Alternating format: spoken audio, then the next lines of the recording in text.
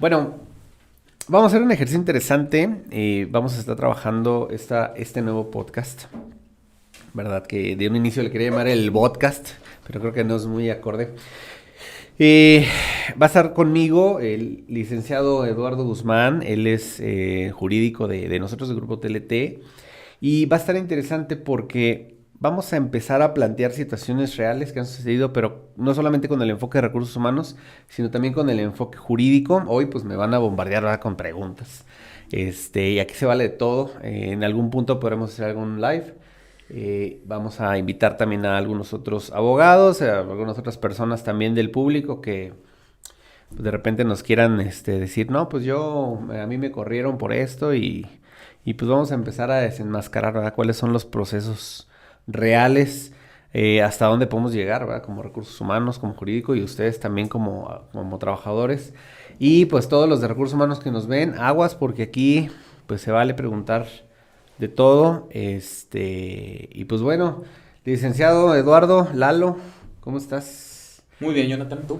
¿Cómo te sientes Pues esta tarde?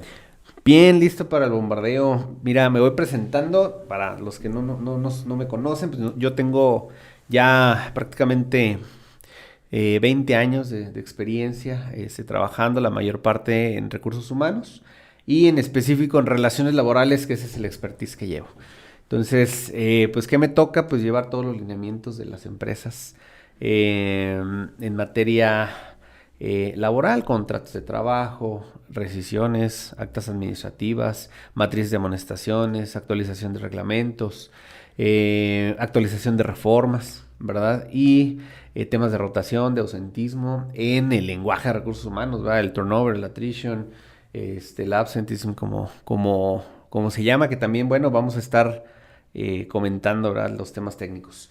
Entonces, hoy, pues, en esa primera ronda, Eduardo como abogado, pues me va a bombardear con algunas preguntas, ¿verdad?, de lo que es recursos humanos. Arráncate, compadre. Fíjate que mencionas algo muy importante que considero es mucho o está dentro siempre de la atención del abogado y a lo mejor no siempre dentro de la atención del encargado o del gestor de recursos humanos. Las reformas. ¿Cómo lidias con las reformas, con la cantidad de reformas que tenemos ahorita y con digamos, los trasfondos de todas estas, que no tenemos pocas, y cambian mucho el contexto de la ley y el contexto de la legislación, sobre todo en materia laboral? ¿Cómo lidias con eso? Fíjate que está interesante, muy interesante la pregunta, porque de hecho actualmente ha venido una serie de reformas, como bombas. ¿Cómo lidio? Pues mira, primero, con todos los clientes que tenemos que actualizar la reforma. O sea, prácticamente una vez a la semana al menos o dos, tenemos que estar revisando qué reformas vienen, las que vienen en dónde van, si ya entraron a aprobación, si están con qué cámara están, si ya va al diario oficial, si ya está en el periodo para que entren en ejecución. Entonces, es abrumador porque una reforma no solamente es a lo interno, nosotros como empresa que tenemos que también adecuarla, sino adecuarla también con nuestros clientes y pues es un tema hasta de veces inversión, cambiar. Oye, por ejemplo, ahorita entró la ley silla. Ya la misma norma te solicita actualizar el reglamento interior de trabajo. Cuando la ley, perdón, la ley silla, sí, la ley silla, cuando la ley de teletrabajo, la norma 37, no recuerdo si fue 2020, 2021, nos habían solicitado actualizar el reglamento, ¿no? Para los que no tuvieran sindicatos. Entonces, sí hay que estar muy pendientes. No es como que tengamos una alarma, pero sí tenemos que estar revisando una o dos veces a la semana en qué van y cuáles vienen. Evidentemente, o sea, entiendo que tienen dentro de recursos humanos esta noción legal o este conocimiento legal. Claro. De la mano yo quisiera saber ahora, tenemos un chorro de reformas, o sea, ha habido un chorrote de reformas. Uf. ¿Cómo proteges, que entendiendo evidentemente que estas reformas son atendiendo al principio de progresividad de los derechos humanos, que siempre tienen que proteger más, no proteger menos? Pero en el supuesto que pueden existir casos, ¿cómo proteges al cliente o cómo vamos a proteger al cliente del principio de irretroactividad de la ley, de que la reforma no venga a menos, sino que venga a más. ¿Y cómo proteges al cliente en ese sentido? No, es que acuérdate que bajo ese principio siempre, y de hecho acabo de subir un video de este tema, siempre va a ser en pro del trabajador lo que beneficia al trabajador. Entonces, mira, viene ahorita el tema desde hace 2 años, vienen peleando el tema de la reducción a 40 horas. Se hicieron los parlamentos abiertos, entraron varias figuras y algo muy interesante que decía el sector empresarial es que dice, a ver, me estás haciendo bajar las horas, ¿no? Me estás incrementando los salarios. Me estás pidiendo también después de las horas el incremento del aguinaldo del doble, a 30 días. Y todavía súmale la presión del sindicato cuando me está exigiendo los incrementos anuales, meter al contrato colectivo de trabajo más prestaciones. Dice que me dejas a mí. Porque independientemente de eso, pues si hay venta, no hay venta, si va mal o va bien el negocio, esa es bronca del empresario, ¿verdad? Cumples con todas las cargas obrero, cumples con todo lo que debes de cumplir y súmale los incrementos bajo este principio de en pro del trabajador. Entonces, ¿cómo le haces? Pues tienes que hacer estrategias legales, estrategias como recursos humanos y estrategias fiscales. ¿Verdad? En estrategias fiscales pues no entramos, en estrategias legales entramos, de hecho pues ahí entras tú, ¿verdad? Y yo entro en la parte de estrategias de recursos humanos. Por ejemplo, regresando al tema de las 40 horas, dicen vamos a hacer la reducción por número de plantilla de trabajadores. Es inverosímil que te pidan eso. Pues hazlo por giro de empresa, porque no es lo mismo una empresa que se dedica a fabricar alimentos, a producir alimentos, a otra que se dedica a la robótica, a otra que se dedica a los servicios. Una empresa de servicios es mucho más fácil conllevar la reducción de horas que una empresa que tiene rotación por ejemplo, horarios, ¿verdad? Turno mixto, matutino, ¿verdad? Nocturno, es mucho más difícil la reducción y lleva mucho más inversión. ¿Cómo le hacemos? Es una de juntas y planeaciones y aún así dicen que recursos humanos no hacemos nada y hacemos muchísimo porque todo esto precisamente nace desde el sistema multidisciplinario de recursos humanos. Entra nóminas para ver tema y contabilidad para ver tema de costos, entra relaciones laborales para ver temas de índole legal junto con jurídico. Entra servicios generales, bueno, todas las áreas de recursos humanos. Ese es uno de los retos más fuertes porque un paso en falso afectas al trabajador y ¿para qué quieres? ¿No? Porque lo que nos toca primeramente es cuidar al trabajador, aunque digan que recursos humanos, que cuida al empresario y no sé qué. A ver, espérame. No nosotros somos una balanza. Tenemos que cuidar al empresario, pero también tenemos que cuidar al trabajador, porque cuidando al trabajador, cuidas a la empresa.